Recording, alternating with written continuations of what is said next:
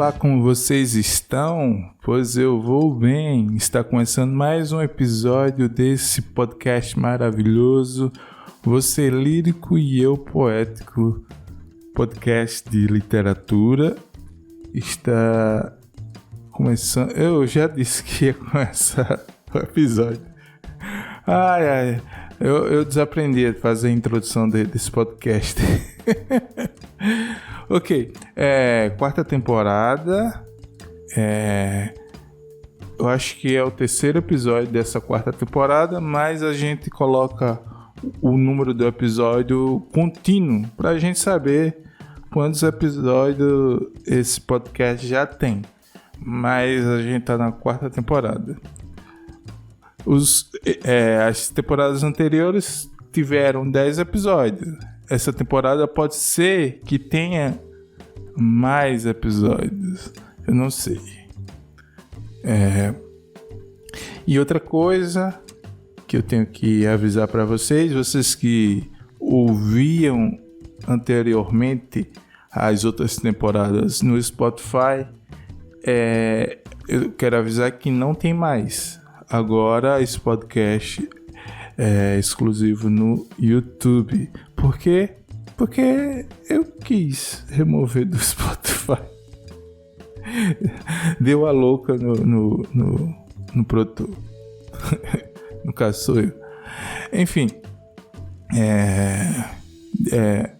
Dito isso, se inscreva no canal desse podcast. Ativa o sininho. Curte, compartilha esse negócio aí que todo mundo sabe que tem que fazer no YouTube. E vamos lá para a vinheta.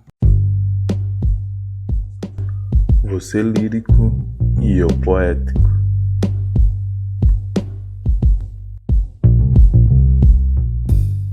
Como vocês já devem saber pelo título do episódio, se você observou, esse episódio vamos trazer os 5 brasileiros, trazer o top 5, né?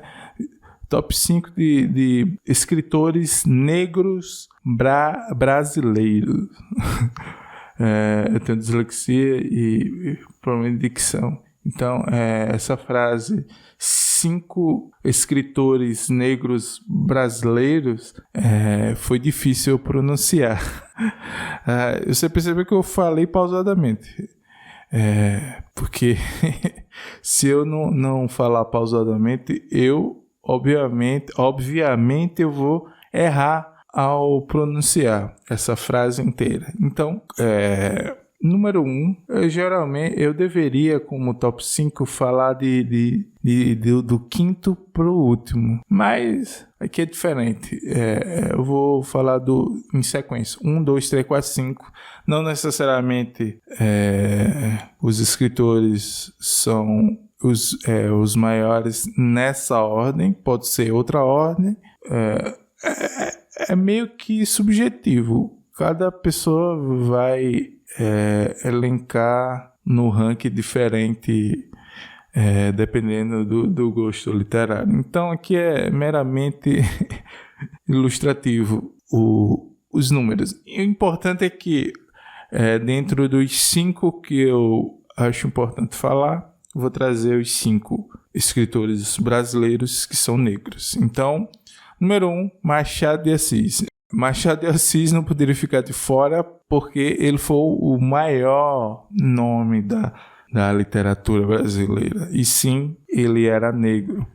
Ainda que essa característica, né, por ele ser negro, tenha sido ocultada durante anos por meio da representação da sua imagem como homem branco. Eu falo por mim mesmo. Eu não sabia que Machado de Assis era negro, ou branco, ou amarelo. Eu só via foto dele preto e branco. Então, para mim, eu não saberia identificar. Eu não sabia afirmar que ele era um escritor negro na minha época de escola, tá entendendo? Então, ocultaram bem. Eu só fui saber quando fui para a faculdade que Machado de Assis era negro. Então, ele autodidata e de origem humilde, Joaquim Maria Machado de Assis, nasceu no Morro do Livramento, no Rio de Janeiro, e começou sua carreira publicando sonetos e folhetins em jornais cariocas.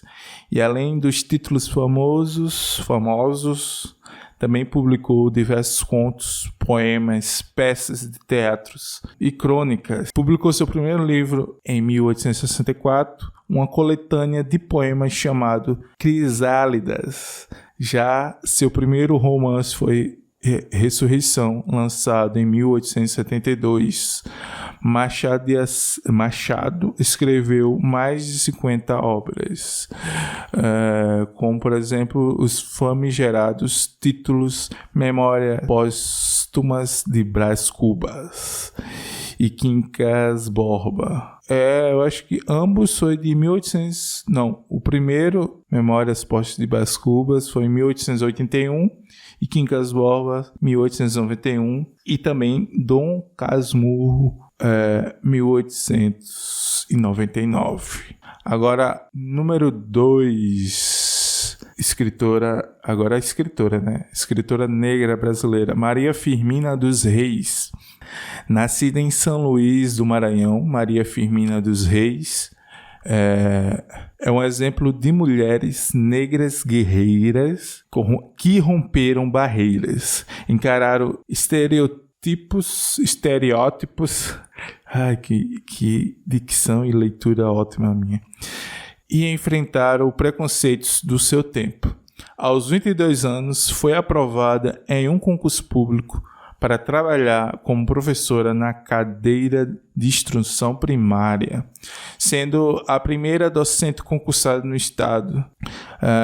Pelas mãos de Maria também nasceu o que é considerado o primeiro romance abolicionista brasileiro e escrito por uma mulher negra brasileira, chamado Úrsula, 1859. No auge da campanha pela abolição da escravatura. Em 1887, a autora publicou A Escrava, expondo sua postura anti-escravista e revelando os horrores da escravidão. Ela teve outras obras publicadas que foram Parnaso Maranhense, de 1861, e Os Contos à Beira-Mar, 1871. Além de escrever poemas e artigos críticos para jornais maranhenses e composições musicais como o hino à libertação dos escravos. Número 3, Carolina Maria de Jesus, moradora da favela do Canindé, em São Paulo. Carolina Maria de Jesus nasceu em Sacramento, Minas Gerais, e veio para a capital paulista no período que as comunidades começavam a se expandir com mais frequência na cidade. Cursou apenas as primeiras séries do ensino básico, mas costumava utilizar diários para registrar diversos detalhes sobre o seu cotidiano, marcado pela miséria, entre outras dificuldades enfrentadas por uma mulher negra, pobre e mãe daquela época. Em 1958, o jornalista Audálio Dantas foi à favela do Canindé, escreveu uma matéria sobre o local, que se expandia próximo ao rio Tietê. O jornalista se encantou com a história de Carolina e publicou parte do material em 1958 em um jornal do Grupo Folha de São Paulo e em 1959 na revista O Cruzeiro, inclusive com a versão em espanhol. Legal ter um texto traduzido para outra língua. Essas publicações projetaram Carolina como escritora, e em 1960 a autora lançou sua obra mais conhecida, Quarto de Despejo, que contém parte dos relatos registrados em mais de 20 cadernos que possuía em casa atualmente. A obra foi traduzida para 14 idiomas, 14 idiomas, e vendida em mais de 40 países. Carolina publicou outros livros como Casa de Alvenaria, 1961, Pedaços de Fome, 1963 e Provérbios, também do mesmo ano, 1963. Essa foi Carolina Maria de Jesus. Número 4, mais um escritor negro, Cruz e Souza. João da Cruz e Souza era escritor e dono de um incrível repertório de conhecimento multidisciplinar. Nasceu em Florianópolis, Santa Catarina. E também era conhecido como Dante Negro ou Cisne Negro. Filho de escravos alforriados, recebeu a tutela e uma educação erudita do Marechal Guilherme Xavier de Souza, seu ex-senhor e de quem, inclusive, adotou seu último sobrenome. Apaixonado por letras, o autor começa a publicar seus versos em jornais provincianos. Em 1877, fundou o jornal literário Colombo. Em 1881, em parceria com os escritores Vigílio Várzea e Santos Lostada. Estreou oficialmente na literatura em 1885 com o livro Tropas e Fantasias, com coautoria Vigílio Várzea. Foi diretor do jornal abolicionista Tribuna Popular em 1881 e dois anos mais tarde foi nomeado promotor público da cidade de Laguna, mas políticos locais não permitiram que exercesse o cargo pelo fato de ser negro. Mudou-se para o Rio de Janeiro em 1890 e trabalhou como arquivista na Central do Brasil. Cruz e Souza imprimia em suas obras a musicalidade, individualismo, espiritualismo, obsessão pela cor branca e pessimismo influenciado por dramas pessoais como a perda prematura de seus 4 filhos de tuberculose. Nossa, o cara perdeu 4 filhos com tuberculose. E também a doença mental de sua esposa, a poetisa Gavita Gonçalves, em decorrência dessas tragédias. Número 5, para a gente fechar o top 5 de escritores negros, eu trago Joel Rufino dos Santos. Ele que nasceu em Cascadura, subúrbio do Rio de Janeiro. Desde pequeno, Santos adorava ouvir as histórias da sua avó, as passagens da Bíblia, colecionava gibis que lia escondido da mãe e os livros que ganhava de seu pai.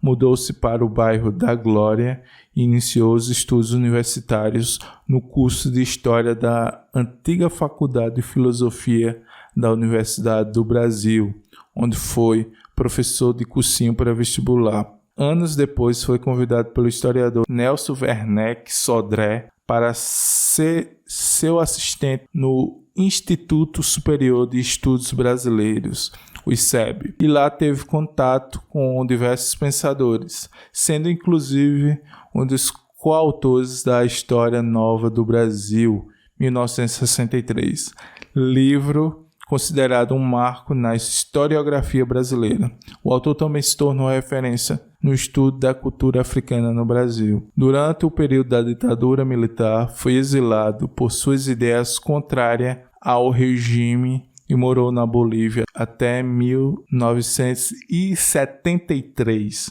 quando regressou ao país.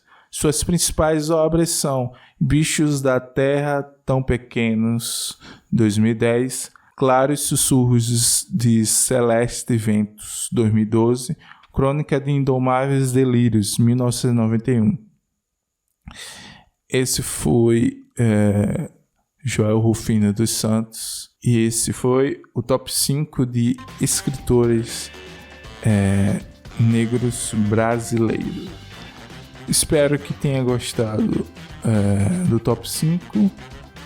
Eu sei que alguém vai